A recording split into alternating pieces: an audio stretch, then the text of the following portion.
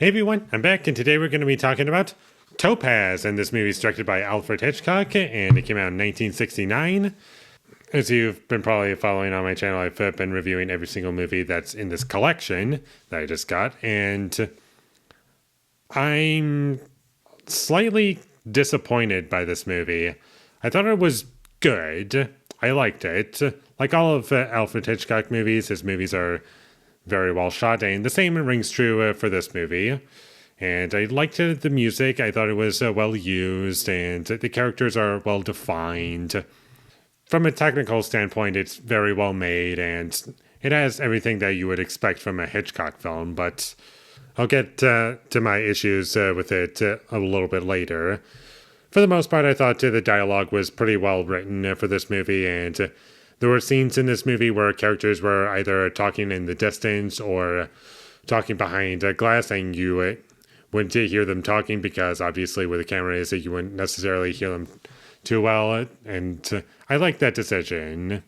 I thought that was an interesting choice. And unfortunately for this movie, I just wasn't really all that attached to the story, nor was I all that attached to the characters either. Like, they weren't completely horribly unlikable, like unintentionally unlikable characters that I just hated watching on screen, but at the same time, I just didn't care about anything that was going on, really. And I do think this movie is too long. Like, I feel as though half an hour could have been cut out of this movie.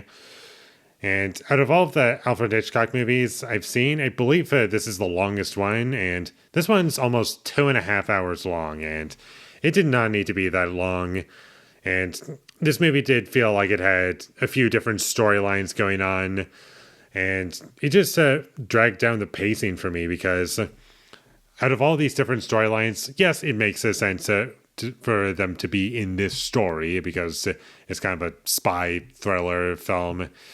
That makes sense, but the problem is, I don't really care too much about what's going on in each of these because some of them are unnecessary. Some of the characters don't need to be in the movie at all.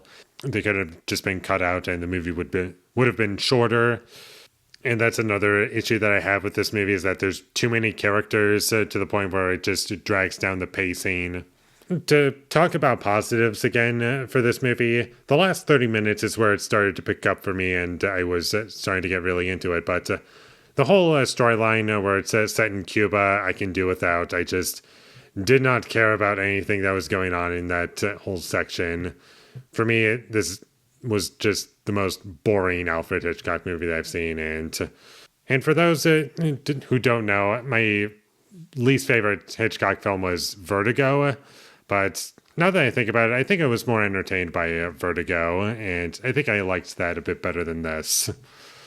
So I'll have to rewatch Vertigo. And I know that's considered to be like one of his best movies. I just don't really connect with it as much as many other people, but getting a little off track here.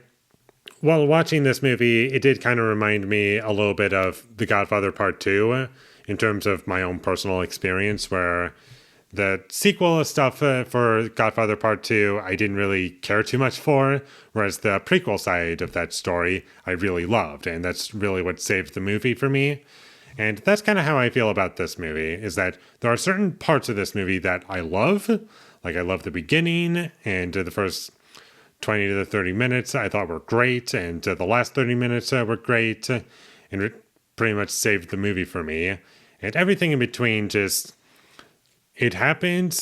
I'm not upset that I watched it necessarily. It was just kind of dull for me, and it didn't care too much about what was going on because there was too much in it, and some of it was just unnecessary and didn't need to be there.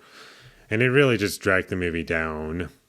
But despite all my criticisms, I still liked the movie, and I didn't leave the movie hating it. I was just feeling underwhelmed, not only because of all the Hitchcock movies I've seen before, like directly before this, but also just in the grand scheme of Alfred Hitchcock's filmography, and I've seen so many great movies as of late.